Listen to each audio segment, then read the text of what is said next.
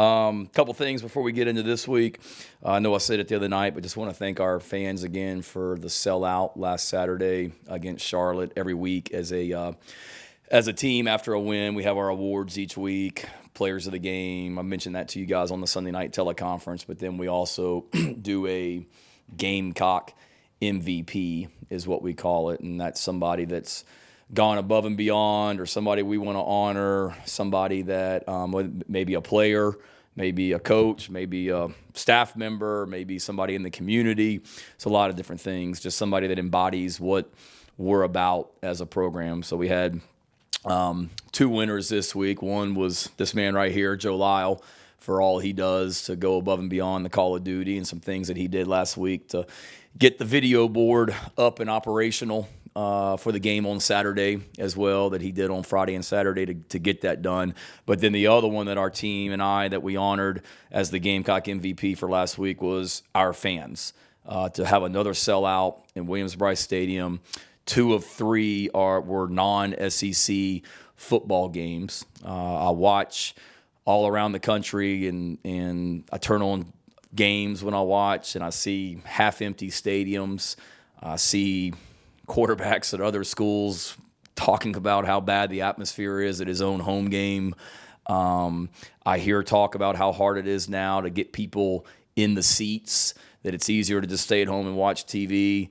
So we appreciate our fans and want to thank them again for when people talk about this across college football, the Gamecocks are the outlier because we don't have to worry about filling up that place across the street. So we don't take it for granted, our players and coaches and staff, and for that reason, our fans, the people that were in Williams-Brice Stadium were our award winners as Gamecock MVP for this past week as well. A couple things on injuries. We're in pretty good position right now. I would say that Rush is questionable this week. I would say that Wanham is doubtful this week, and then everybody else would expect to get back. David Spalding practiced a little bit today, so that was good to have him out there, and optimistic that everyone else will be back as well. Certainly a unique week with a quicker turnaround. I want to thank it was great collaboration with South Carolina State and Coach Pugh and our administration and South Carolina State to change the kickoff time.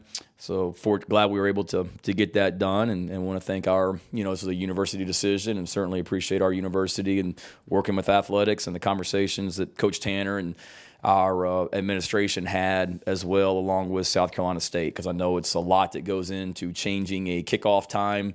There's a lot of logistics at play as well, so there's a lot of people involved. So fortunate we were able to get that done. I've been here for a lot of Thursday night games here in Columbia. I know how electric and special they can be. I told the team out there after practice this morning, I remember some really special ones. I told them about 2008 when I think it was Russell Wilson and NC State. Is that right, David? NC State and Russell Wilson came in here and got blanked 34-0 on a Thursday night. Told them about the 2009 Ole Miss game. I think that was the first time we ever played Sandstorm, if I'm not mistaken. They came in here ranked number 4 in the country and got beat. And then I'd forgotten about 2007. Kentucky was a top 10 team and came in here and got beat on a Thursday night. And then don't y'all forget 2009, the boys from Hattiesburg, or 2010, the boys from Hattiesburg, Southern Miss ran in here on a Thursday night. So we had a Thursday night home game every year that I was here as an assistant coach, and had some awesome Thursday nights out there in Columbia, and hopeful that this Thursday will be just as electric and as exciting as well. We know how our fans feel about a night game.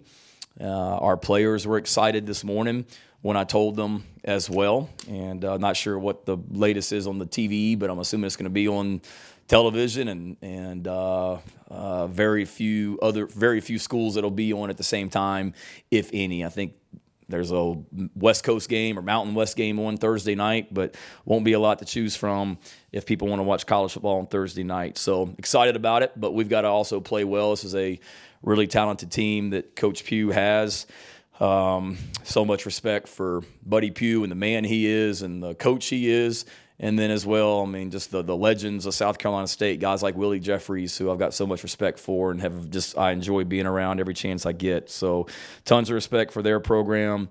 They got a lot of really good players.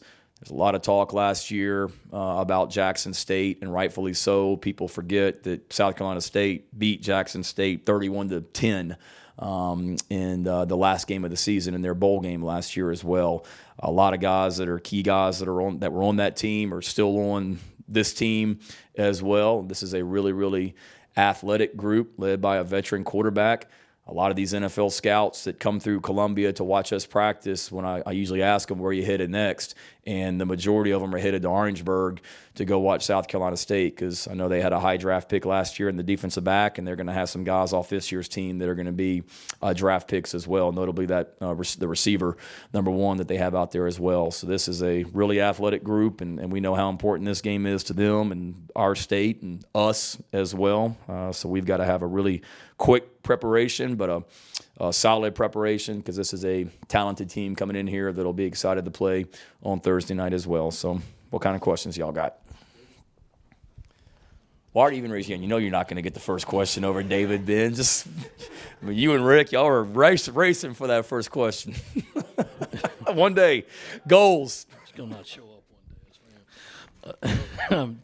Shane, you get the news on a Tuesday, and I guess maybe in the middle of practice. So what do you have to do to, get the most out of this practice, the next day's practice, make sure you're ready? Are there some things you just have to cut out of what you want to work on? Yeah, I would say last night I knew that it was maybe a possibility.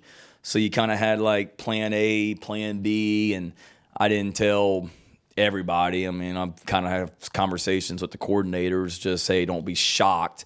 I didn't know, but I didn't know until this morning as well, 100% for sure. So had we knew before we hit the practice field, I think at 9:45, I think we started today. So knew before we went on the practice field that, so you certainly adjust. Yeah, so to answer your question, it's a quick turnaround. You can't do everything, but you also want to get, because we played Saturday. We didn't practice on Sunday, and then Monday's our off day anyway. So it's been since Saturday that our guys were on the field. So we got out there this morning and did very much our normal Tuesday practice, just we weren't in full pads and we were a little bit shorter, and then we threw some things out as well.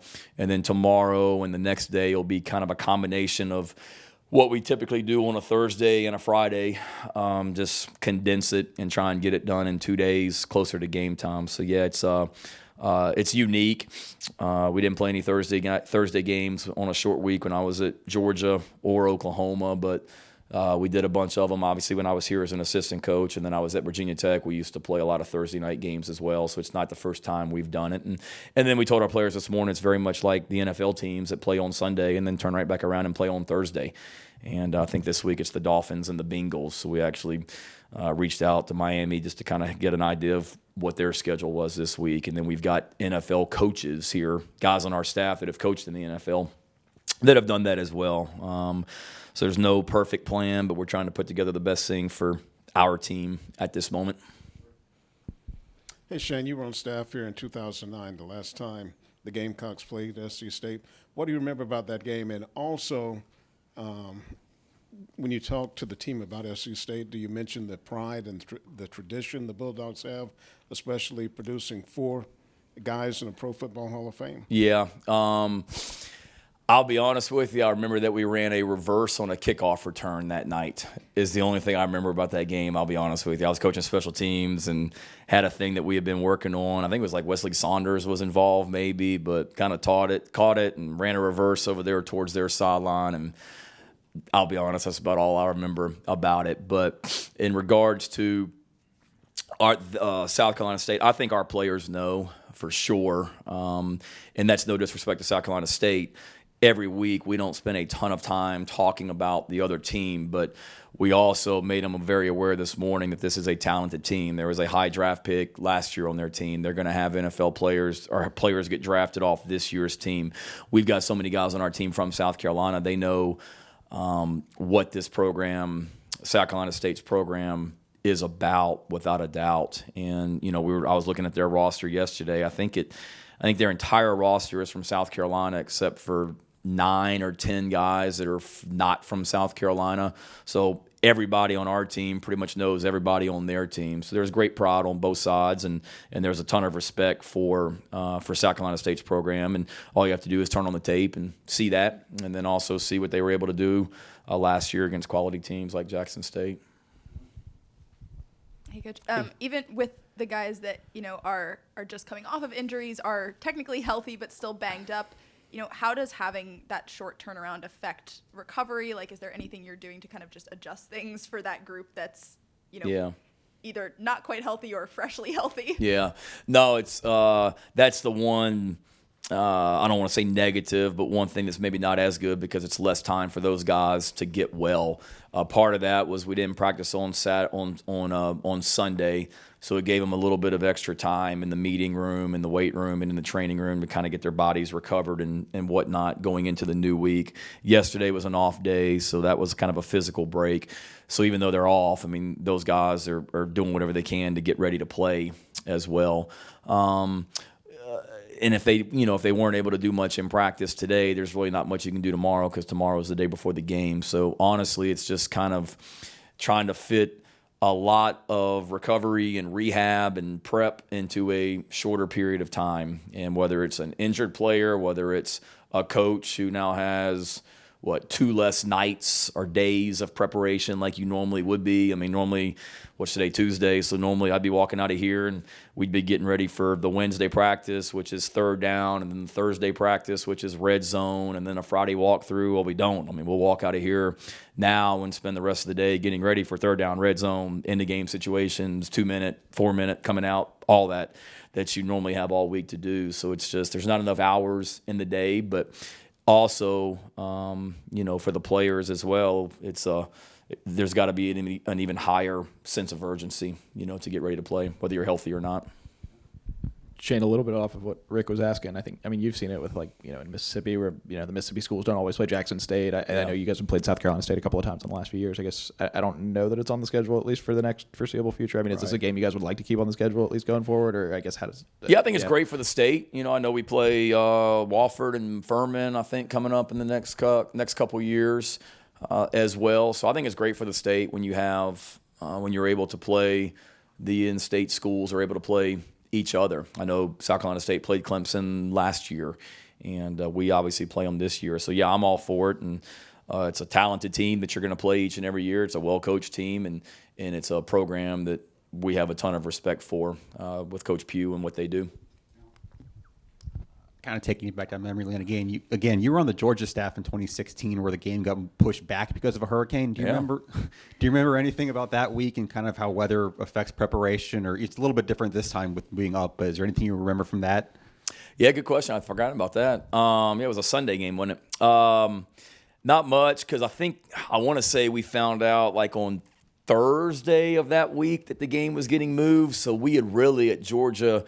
We had been through our entire week of practice, and then it was one of those, okay, you finish practice on Thursday, and normally you're getting ready to play on Saturday. Well, this time it was you get ready to play, you finish practice on Thursday, and it's, we're not leaving to bus over to Columbia tomorrow. You got one extra day in Athens. So it was a little bit different because you actually had more prep time because of it. Honestly, I remember 2 things. There were no hotels.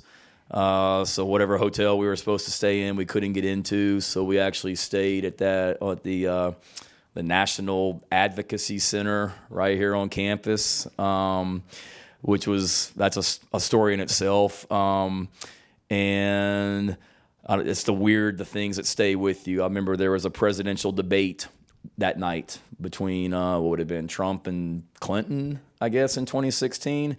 And I just remember that being on the bus that I was on with the players going back to Athens that night, that we had the presidential debate on, and just hearing players in the back talk on both sides and stuff like that was just kind of unique. So I remember the game. We returned an onside kick for a touchdown at the end of the game, Terry Godwin, and thought it was a beautiful day in Columbia. But outside of that, it's the weird things like that stay with me. but not much to draw back on because, like I said, we had been through the whole week of prep. It's more like when I was at, Virginia Tech, we played, I think, Marshall one time on a Saturday afternoon, went to like 2 overtimes, and then we had to turn around and fly to Atlanta and play Georgia Tech and their old offense on Thursday night, So those are the challenges on a short week for sure.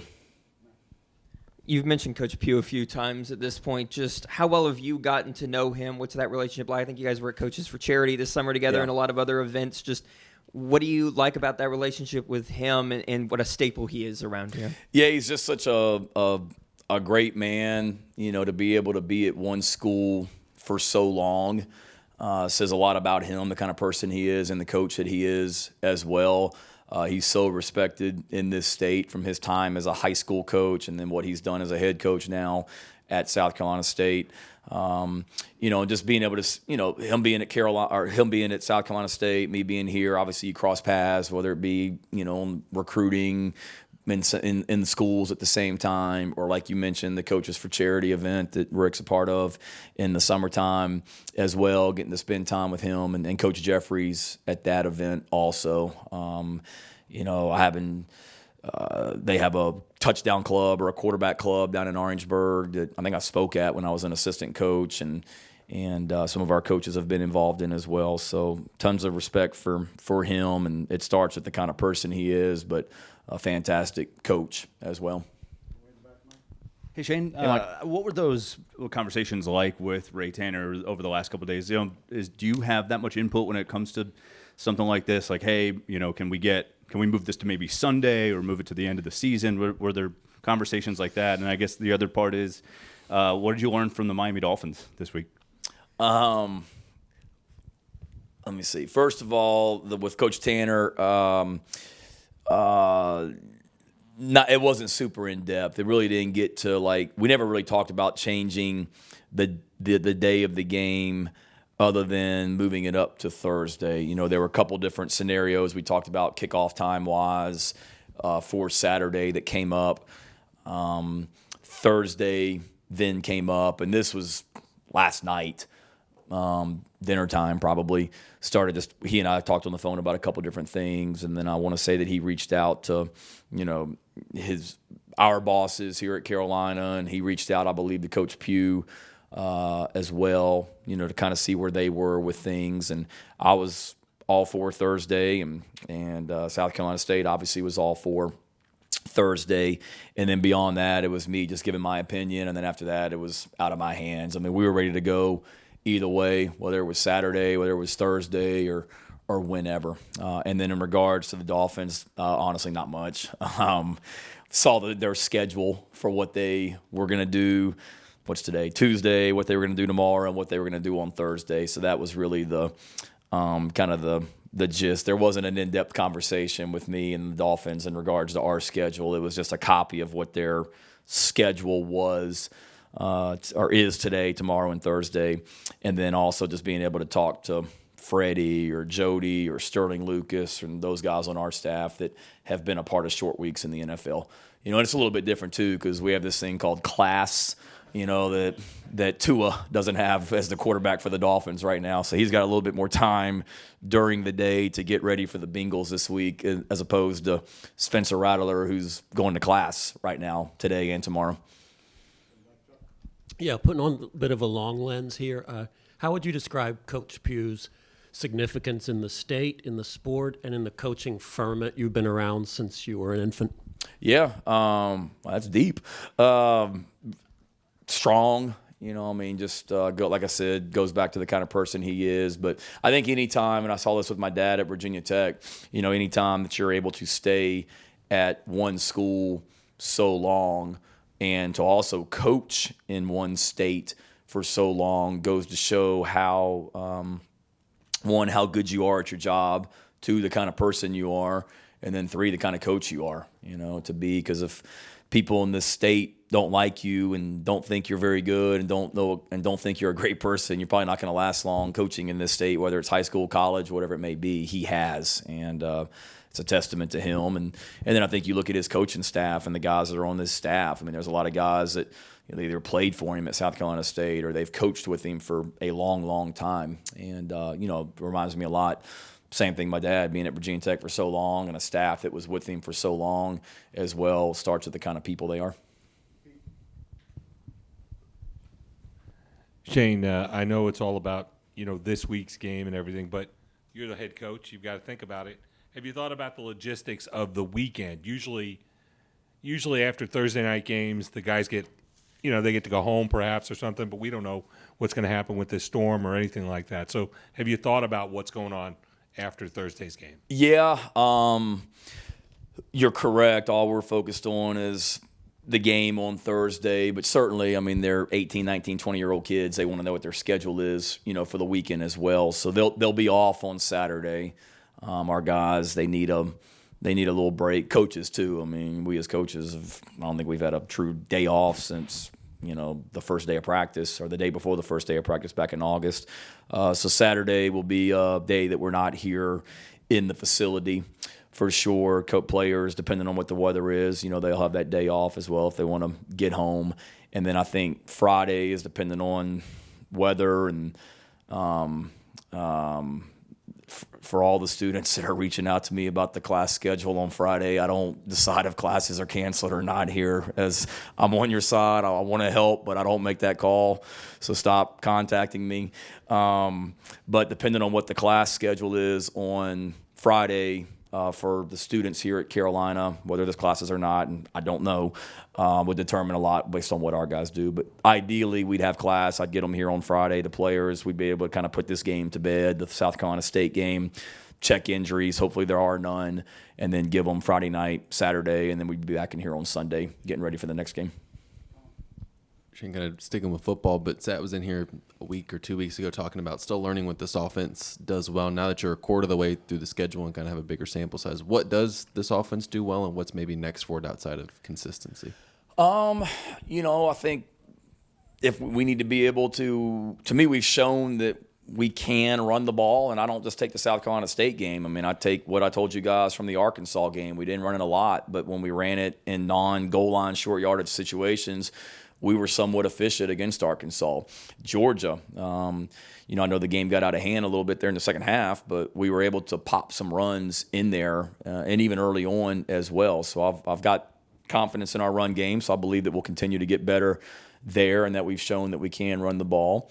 And, for me, it's just knowing that we've got weapons on our offense. We've got different people, whether it be our tight ends, our receivers, or our running backs, or our quarterback that have shown that they can make plays and that they're weapons. So for me, Colin, it's continue to run the ball efficiently, continue to get the ball to these playmakers, the multiple playmakers that we have on our offense, and just get better in the passing game as well, also. So, it's not like anything coming out of Charlotte was a eye-opener. If you look at everything from like a 30,000-foot view of the last 4 games, it's a lot of the same things I knew going into Arkansas and coming out of Arkansas as well. Now we just got to operate more consistently as well and continue to get better.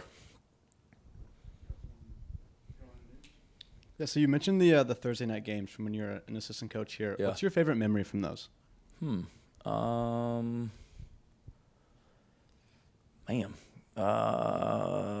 that Ole Miss game, because they were 4 in the country, weren't they? Yep, 4th in the country, Thursday night game, really, really talented, electric atmosphere in Williams-Brice Stadium. That was pretty fun,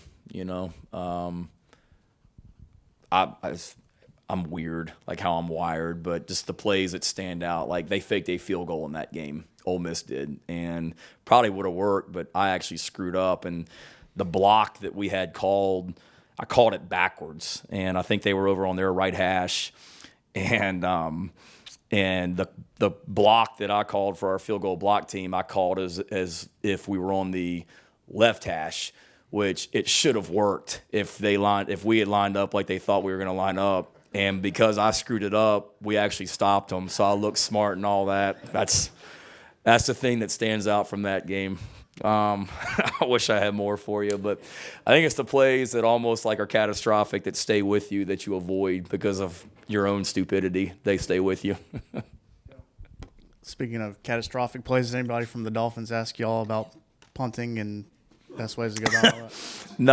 No, but it's another one when you talk to your players. When every Thursday in practice, that's one of the things that we practice when we're backed up, getting ready to kick out of our own end zone. And I'm sure the Dolphins coach this too, but one of the things we talk about is, those guys that are in front of the punter, like you got to cheat up a little bit and you can't back up, or that's gonna happen. But it's nice to be able to have it happen to professionals where you can show your players, this is why we coach this like we do. And you mentioned Shaq Davis, number one, a little earlier. What stands out to you about him other than just being just his length and his size. Right away, before you even see him as a player, just his length on tape, just how tall he is and the wingspan jumps out at you. Some of the catches that he makes as well, where a guy's there and in position to make a play and he just goes up over top of him and makes it. And then his speed as well. I was watching it yesterday. He caught a ball, I think it was against Bethune-Cookman. And, it's over on the sideline, and the guy from Bethune has an angle where it should be an easy tackle, and he just outruns the guy coming at him with an angle, so it shows his speed as well. So I've been in Cam and Rushes and Dial and their ear all morning as well, about the challenge that they have on Saturday, because I know that young man's excited for Thursday night against our defensive backs, and our guys surely will be excited for him too. And Corey Rucker was in here earlier and pretty entertaining. What are you hoping to get from him as he gets more in shape, as he talked about, and gets, I guess, more into the flow of things? Yeah, the only player I've ever been around that on his official visit brought his own bowling ball to go bowling with on the official visit. That was a first. With me. He's a really talented bowler, and he was going to go bowling on his visit, so he brought his own ball on the official visit as well. Ruck's a fantastic young man. You saw that with the way that our players were excited for him the other night when he scored that touchdown and celebrated with him.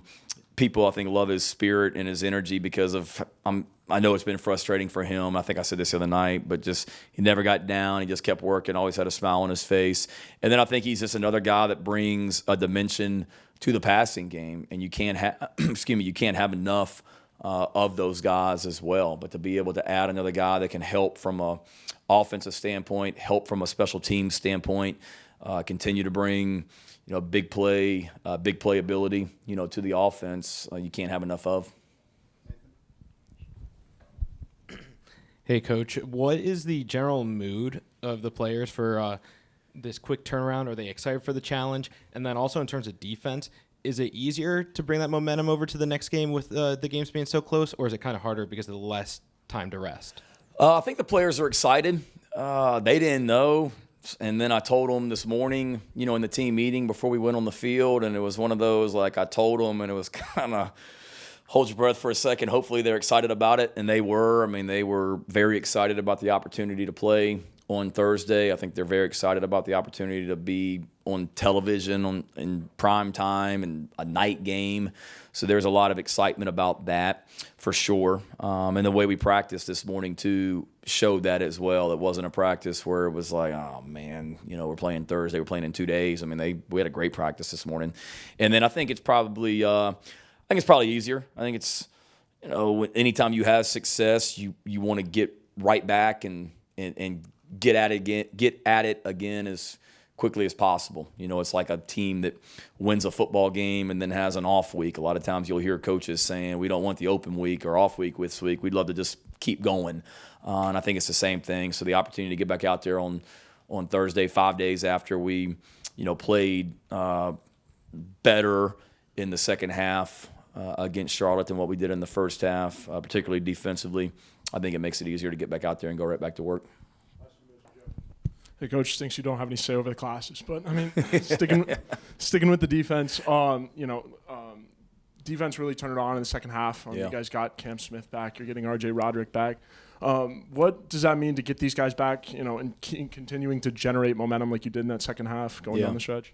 It's huge for a lot of different reasons. Depth, obviously, where you don't have to have guys. Nick Eamon-Wari doesn't have to play. If there's a 75-play game, he doesn't have to play all 75 plays. You got some depth. Devontae Reed doesn't have to play every play. And then just when you don't play a game with two guys that are NFL-type corners and Darius Rush and Cam, it's going to hurt anybody, and certainly didn't help us as well. So to get those guys back, one, they're really good players. Two, the depth on the defense. I think 3, it'll help with the communication on defense because you're not out there with as many true freshmen. You've got older guys that can make calls and take charge, and then also special teams as well. We had a lot of guys that, I don't want to say played too many reps, but certainly we had a lot of guys that were playing defense, offense, and special teams, maybe a little bit more than we normally would against Charlotte. So to be able to get those other defensive backs back where you've got more bodies to play on all 3 phases is definitely a plus for us. All right, see you in a couple days.